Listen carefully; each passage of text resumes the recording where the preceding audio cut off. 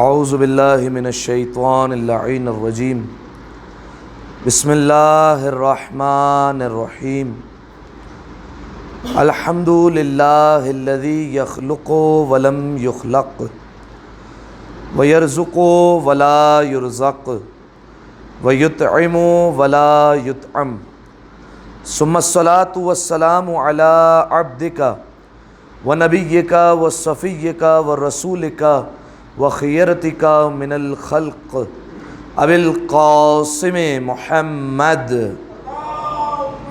صلی علی محمد وعلی اہل بیتہ الطیبین الطاہرین المعصومین المظلومین سیما ابن عمہ علی علیہ السلام وهو النبأ العظیم والصراط المستقیم والقرآن الکلیم وهو الصدیق الاکبر والفاروق الاعظم وحبل اللہ المتین وامام المسلمین ووصی رسول رب العالمین واللعنۃ الدائمۃ علی اعدائہم اجمعین اما بعد فقد قال اللہ سبحانہ وتعالی فی محکم کتابہ مبین بسم اللہ الرحمن الرحیم انا اکرمکم عند اللہ اتقاکم صلوات علی محمد و آل محمد صلی علی محمد۔ سامعین محترم، عزیزان گرامی قدر، تمام تر حمد ہے اور تمام تر شکر ہے اس ذات واجب کے لیے کہ جس نے ایک بار پھر ہمیں نماز جمعہ جیسی سعادت سے ہمکنار فرمایا۔ سامعین محترم، قرآن مجید کی جس آیت کے ذیل میں ہماری گفتگو جاری ہے اس میں ارشاد خداوند کریم ہوتا ہے انا اکرمکم عند اللہ اتقاکم، کہ بے شک تم میں اللہ کے نزدیک سب سے زیادہ عزت دار وہی ہے جو اللہ کے نزدیک سب سے زیادہ متقی ہے۔ میں نے آپ کی خدمت میں بیان کیا تھا کہ مال و دولت ہونا، عزت و شہرت ہونا، منصب کا عہدیدار ہونا، صاحب منصب ہونا، یہ سارے کے سارے عزت کے معیارات دنیا والوں کے نزدیک ہے، لیکن پروردگار عالم کی بارگاہ میں یہ تمام تر چیزیں عزت دار ہونے کا معیار نہیں ہیں۔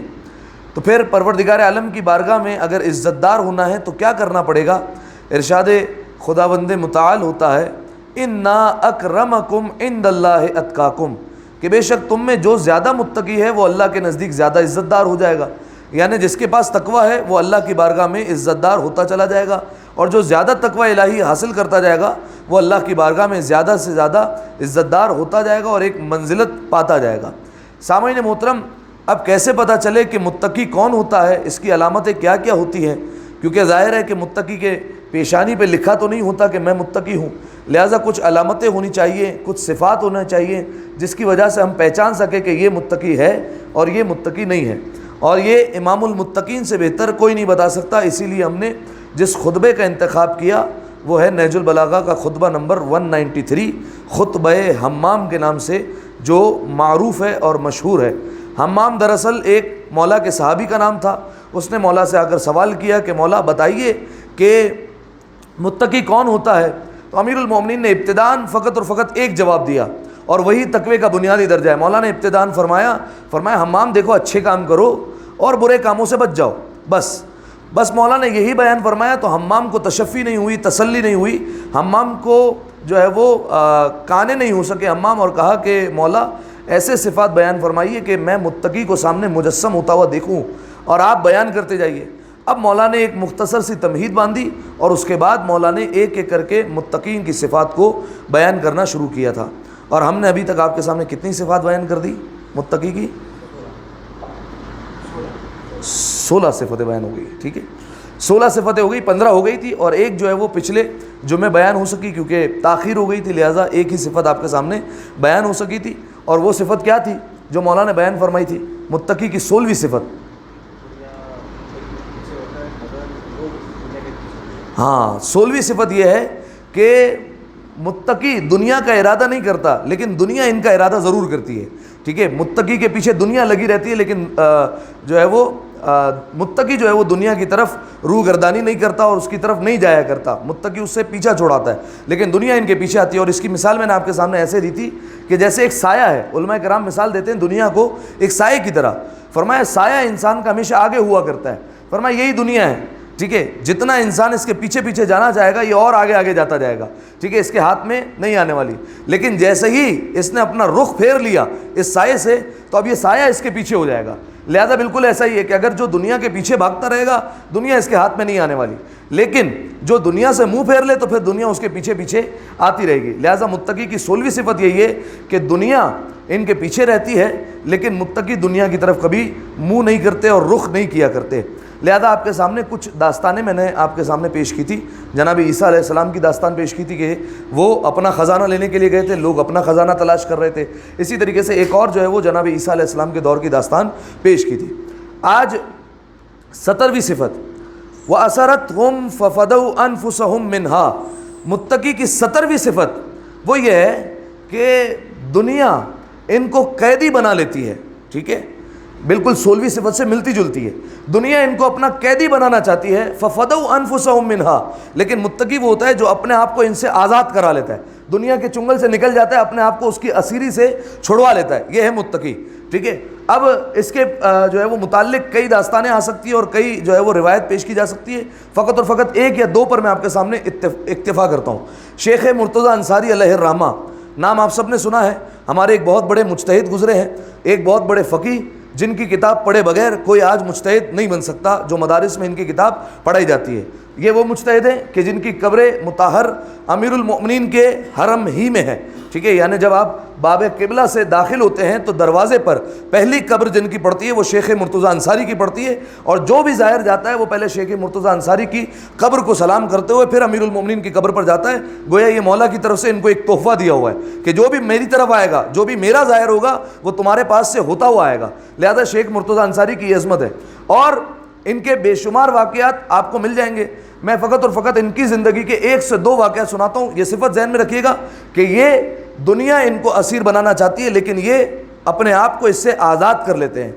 شیخ مرتضیٰ انصاری، اب آپ جانتے ہیں کہ ہمارے مجتہدین جتنے بھی مرجع عالی گزرے ہیں ان کا طریقہ کار یہ ہوتا ہے کہ ان کا ایک گھر جو ہے وہ سادہ ہوتا ہے، ٹھیک ہے، چھوٹا سا گھر ہوتا ہے، جبکہ آپ دوسرے مذہب کے اماموں کو جا کر دیکھیں تو آپ کو ان کے بڑے بڑے جو ہے وہ گھر ملیں گے۔ میں جو ہے وہ یہاں کسی کا نام نہیں لے رہا، لیکن جو ہے وہ اگر آپ سرچ کریں تھوڑا سا تو آپ کو ایک ایسا بھی جو ہے وہ مذہب ملے گا، ایسا بھی مکتبہ فکر ملے گا کہ جس کا امام ایسا ہے کہ جس کا ایک باقاعدہ پورا ایک اسٹیٹ ہے، ایک جو ہے وہ مکان نہیں ہے، ایک محل نہیں ہے، یا ایک جو ہے وہ آپ کہہ لیجئے محلہ یا ایک علاقہ نہیں ہے جو اس نے اپنے نام پر خرید کر لیا ہے، بلکہ ایک پورا اسٹیٹ ہے جو اس نے اپنے نام پر لیا ہوا ہے، ٹھیک ہے۔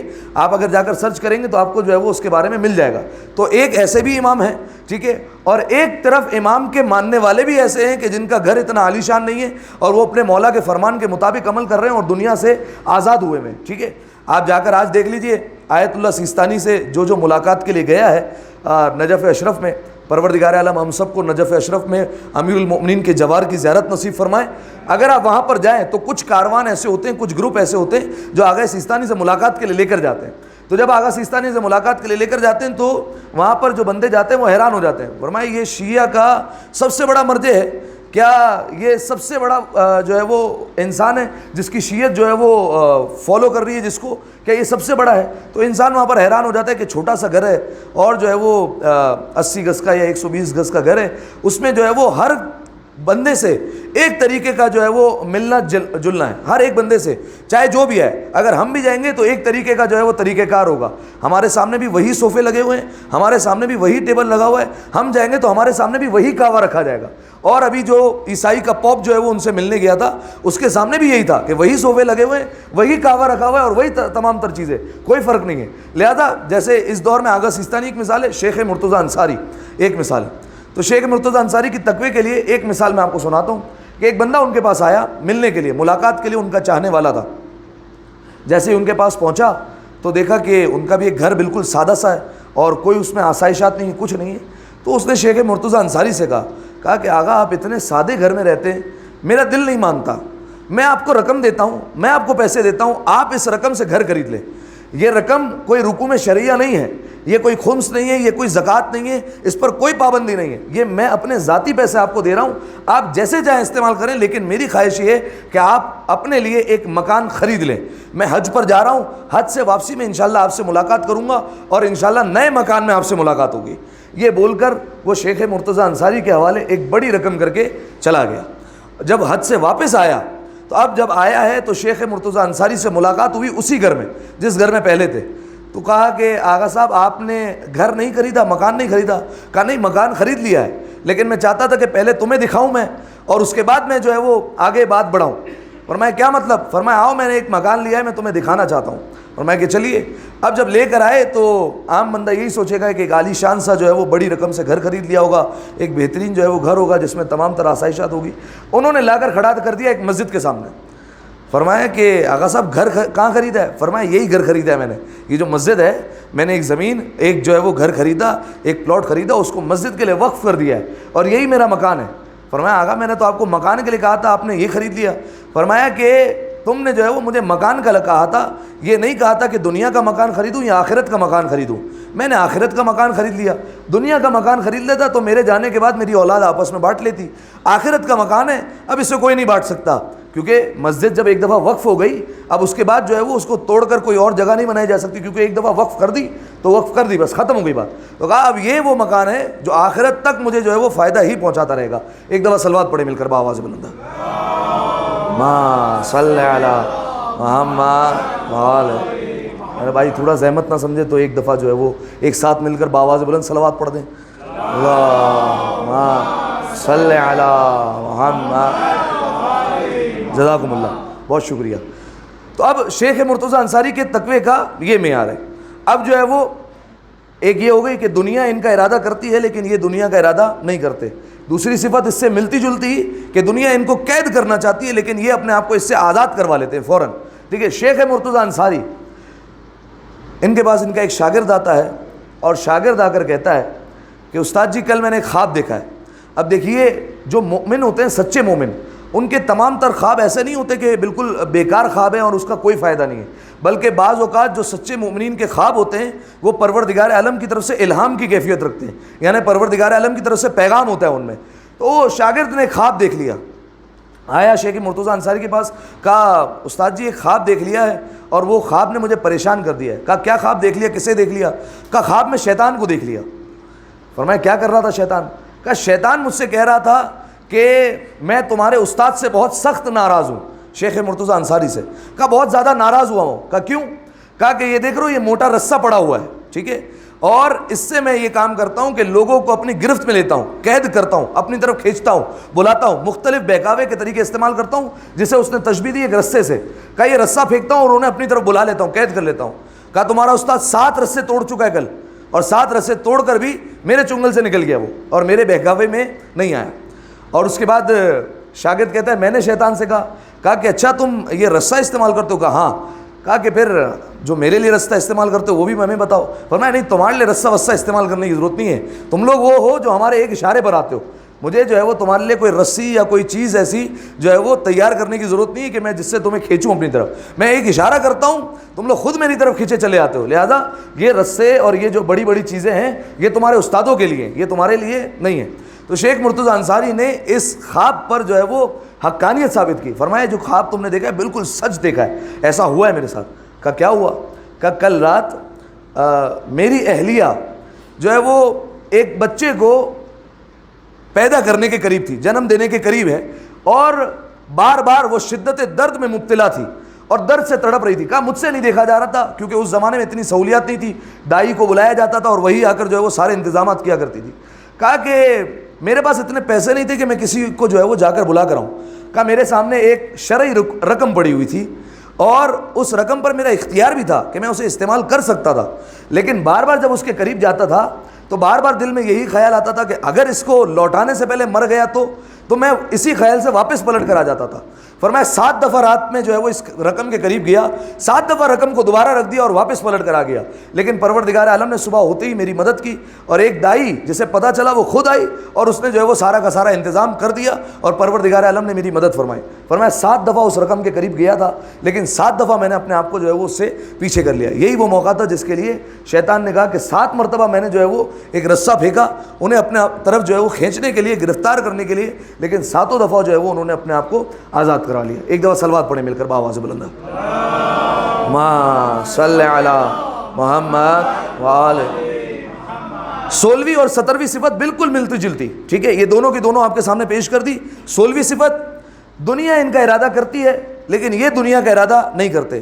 17ویں صفت کہ دنیا ان کو قیدی بنا لیتی ہے لیکن یہ اپنے آپ کو بڑی جلدی ہی جو ہے وہ دنیا سے آزاد کر لیتے ہیں۔ اب میرا آپ سے ایک سوال ہے، یہ آپ دنیا 2 صفتوں سے سن رہے ہیں اور پچھلے جمعے بھی سن رہے ہیں، یہ دنیا ہے کیا؟ یہ بتا دیں۔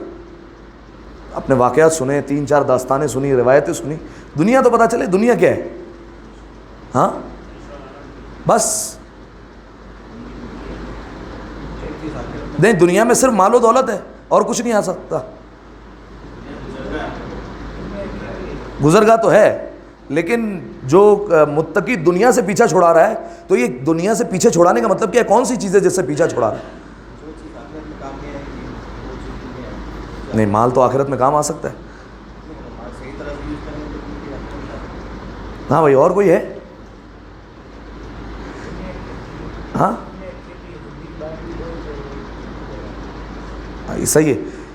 دنیا جو ہے وہ کئی روپ میں آ سکتی ہے، ٹھیک ہے، کئی اس کے روپ ہو سکتے ہیں۔ جو پروردگار عالم کی یاد سے انسان کو غافل کر دے وہ دنیا کی رنگینی کہلاتی ہے، دنیا کہلاتی ہے، ٹھیک ہے۔ دیکھیے دنیا نکلا ہے دنایا سے، ٹھیک ہے، دنایا مطلب ہوتا ہے پستی، دنیا بولتے ہیں پست ترین، اسے کہتے ہیں دنیا، ٹھیک ہے۔ دنیا میں تمام تر چیزیں آ سکتی ہیں، جیسے مال و دولت ہے، ٹھیک ہے، جیسے جو ہے وہ اولاد بھی ہو سکتی ہے، بعض اوقات جو ہے وہ کوئی عورت بھی ہو سکتی ہے، کئی چیزیں ہو سکتی ہے۔ اب میں جو ہے وہ اس پر ایک دلیل کے لیے میں آپ کو ایک روایت سناتا ہوں۔ فدق کا نام آپ نے سب نے سنا ہے، ٹھیک ہے۔ فدق ایک باغ جو رسول اللہ نے اپنی زندگی میں جناب فاطمہ کو ہدیہ کر دیا تھا اور دے دیا تھا، ٹھیک ہے۔ اس باغ کی آپ جانتے ہیں آمدنی کتنی تھی؟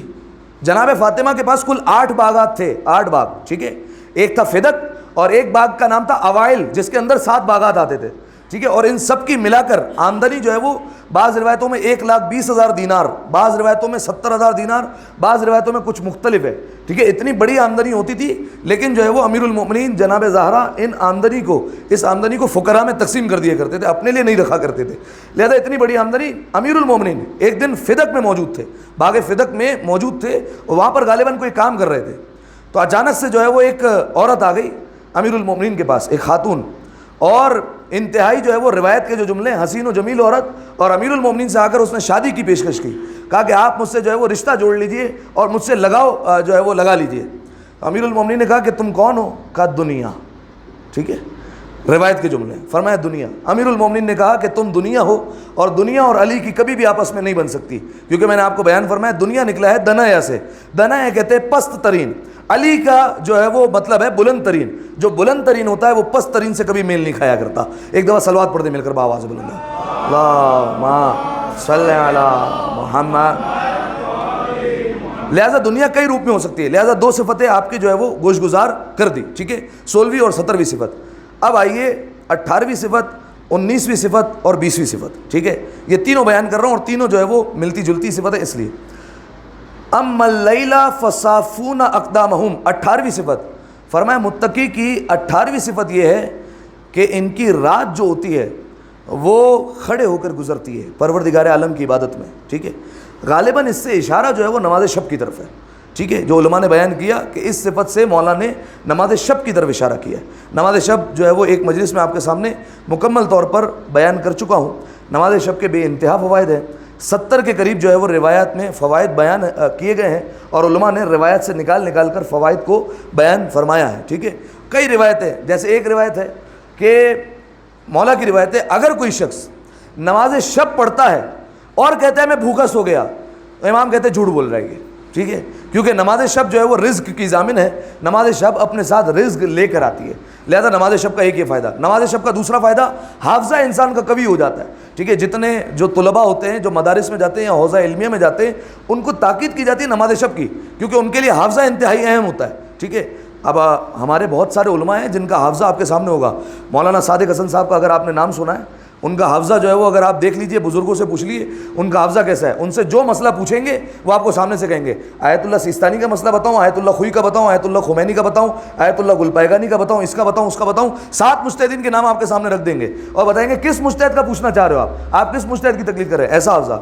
علامہ رشید ترابی صاحب، علامہ طالب جوہری صاحب، آپ ان کا حافظہ دیکھیے کہ 25 سال بعد پہلے ایک بات کرتے ہیں اور ممبر پر آ کر کہتے ہیں 25 سال پہلے اسی ممبر سے میں نے یہ واقعہ اور یہ روایت آپ کے سامنے سنائی تھی. یا علامہ رشید ترابی خطبے جو ہے وہ تمام کے تمام زبان پر ہوا کرتے تھے. یہ تمام کے تمام جو ہے وہ جو خطبے یاد ہونا، یہ حافظہ اتنا قوی ہونا، یہ کس بات کی دلالت ہے؟ کئی اور وظائف بھی ہوتے ہیں لیکن ایک جو ہے وہ راز ہے نماز شب کا. جو نماز شب پڑھتا ہے اس کا حافظہ قوی ہو جاتا ہے، اس میں رزق میں بے تحاشا جو ہے وہ برکت ہو جایا کرتی ہے. اب نماز شب کا جو ہے وہ طریقہ کار آپ کی خدمت میں بیان کر دیا تھا کہ جو افراد ابتدا کرنا چاہتے ہیں، نماز شب جو ہے وہ مشکل نہیں ہے، بس فقط اور فقط جو ہے وہ 7 سے 8 منٹ چاہیے ٹوٹل 11 رکعت کے لیے. ٹھیک ہے، بیان کر دیا تھا آپ کے سامنے کہ 2 رکعت کر کے 8 رکعت نماز پڑھ لے، اس کے بعد 2 رکعت نماز شفا کی نیت پڑھ لے. اس میں الحمد کے بعد سورہ پڑھنا بھی ضروری نہیں ہے، اور چاہیں تو بیٹھ کر بھی نماز پڑھ سکتے ہیں کیونکہ مستحب نماز ہے اور مستحب نماز میں الحمد کے بعد سورہ بھی ضروری نہیں ہے. ٹھیک ہے، یہ 10 رکعت ہو گئی. آخری رکعت جو وتر کی ہوتی ہے اس میں فجر کی دوسری رکعت کی طرح پڑھ لے الحمد، اس کے بعد سورہ مرضی ہے پڑھے نہیں پڑھے، قنوت، رکوع، سجدہ، تشہد، سلام، ختم ہو گئی نماز شب. ٹھیک ہے، یعنی 8 سے 10 منٹ میں آپ کی نماز شب مکمل ہو سکتی ہے. اگر کوئی بولے مولانا صاحب 11 رکعت ہے، 11 رکعت اب کون پڑھے گا، تو پھر آپ 3 رکعت پڑھ لیں، نماز شفا اور نماز وتر پڑھ لیں. اور اگر کہیں 3 رکعت بھی زیادہ ہے تو بس 1 رکعت کا تو ٹائم نکال ہی سکتے ہیں آپ، کم از کم آدھی منٹ تو نکال ہی لیں گے. تو آدھی منٹ جو ہے وہ نماز شب میں لگ سکتی ہے جو افراد ابتدا کرنا چاہتے ہیں. ٹھیک ہے، اور اس کا وقت میں نے بتا دیا کہ بندوں کو جو ہے وہ خاص ضروری نہیں ہے کہ خاص جو ہے وہ نماز فجر سے پہلے الارم لگائیں اور پھر اس کے بعد اٹھیں اور پھر نماز شب جو ہے وہ پڑھیں. بہترین وقت وہی ہے، لیکن اگر چاہیں تو مغرب عشاء کی نماز کے فوراً بعد بھی اس نماز کو ادا کیا جا سکتا ہے. ایک دفعہ صلوات پڑھیں گے کر آواز بلند، ماں صلی علی محمد. اما اللیل فصافون اقدامہم، جہاں تک ان کی رات کا تعلق ہے متقیوں کی، فرمایا کھڑے ہو کر گزارتے ہیں، اللہ کی عبادت میں گزارا کرتے ہیں. ایک بہت طویل روایت ہے، انشاءاللہ اگر موقع ملا تو کسی وقت عرض کروں گا، جس میں چھٹے امام نے رات کے 10 حصے کیے ہیں کہ رات کے 10 حصے ہیں اور جو 10ویں حصہ عبادت کر لے اس کا کیا ثواب ہے، جو 9واں حصہ عبادت کر لے اس کا کیا ثواب ہے. انشاءاللہ کبھی موقع ملا تو آپ کے سامنے عرض کروں گا. 19ویں صفت تعلین لاجز القرآن، فرمایا کہ 19ویں صفت یہ ہے کہ یہ راتوں کو جب اٹھتے ہیں تو پھر قرآن کی تلاوت بھی کرتے ہیں. ٹھیک ہے، کل ہی اتفاق سے حسن اتفاق ہے، کل کی مجلس میں قرآن کی تلاوت کا بھی بیان کیا گیا کہ جو قبر میں کام آنے والی نیکی قرآن کی تلاوت، اور آج متقی کی ایک صفت بھی بیان ہو گئی کہ یہ راتوں کو اٹھ کر قرآن کی تلاوت کیا کرتے ہیں. اور میں نے پہلے بھی عرض کر دیا ہے کہ قرآن کی تلاوت جو ہے وہ لازمی کیجیے، کیونکہ زمانے کے امام کی نشانیوں میں سے ایک نشانی کہ آخری زمانے میں قرآن صرف اور صرف رسموں کے لیے رہ جائے گا.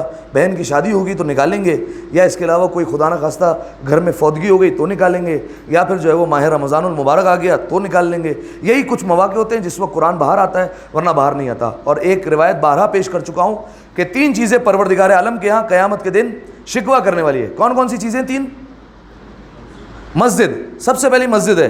مسجد شکوہ کرے گی، پالنے والے ان کے گھر کے قریب تھی لیکن یہ بڑے سستی کرتے تھے اور میرے گھر کو، تیرے گھر کو جو ہے وہ آباد نہیں کیا کرتے تھے اور تیری مسجد میں نہیں آ گیا کرتے تھے. اور پھر پروردگار عالم جب شکوہ سنے گا تو کیا حشر نشر ہوگا وہ آپ خود بہتر سمجھ سکتے ہیں. پہلا شکوہ مسجد کرنے والی ہے. ٹھیک ہے، کہ پالنے والے ان کے گھر کے قریب تھی لیکن اس کے باوجود انہوں نے آباد نہیں کیا. ٹھیک ہے، شاید آپ جو ہے وہ غور و فکر کریں اور مسجد آباد ہو جائے. دوسری صفت جو ہے وہ دوسرا شکوہ کرنے والا کون ہے؟ قرآن ہے. قرآن شکوہ کرے گا، پالنے والے ان کے گھر میں پڑا ہوا تھا، غبار اٹا ہوا تھا، مٹی میں پڑا ہوا تھا لیکن انہوں نے میری طرف توجہ نہیں دی. اور تیسرا شکوہ کرنے والا عالم ہے. پالنے والے ان کے بیچ میں موجود تھا، انہیں چاہیے تھا کہ میرے پاس آ کر جو ہے وہ سوالات کریں اور میرے سے آ کر علم حاصل کریں. عالم کی ذمہ داری نہیں ہے بھائی کہ آپ کے گھر تک چل کر آئے گا، آپ کی ذمہ داری ہے کہ آپ عالم تک آئیں گے اور آپ پوچھیں گے. لہذا عالم شکوہ کرے گا کہ میں ان کے درمیان موجود تھا لیکن انہوں نے آ کر مجھ سے کچھ دریافت نہیں کیا. تو یہ 3 چیزیں پروردگار عالم کے ہاں شکوہ کرنے والی. ٹھیک ہے. اچھا، اب کچھ لوگ کہہ سکتے ہیں مولانا صاحب ہماری کیا غلطی، اماں ابا نے قرآن پڑھنے نہیں بھیجا تو ہمیں قرآن پڑھنے نہیں آتا. تو سامعین محترم، دین میں جو ہے وہ کبھی بھی علم حاصل کرنے کی جو ہے وہ کوئی قید نہیں ہوتی. پیغمبر اکرم نے فرمایا ہے علم حاصل کرو ماں کی گود سے قبر تک. ٹھیک ہے، قبر تک تمہیں علم حاصل کرنا ہے.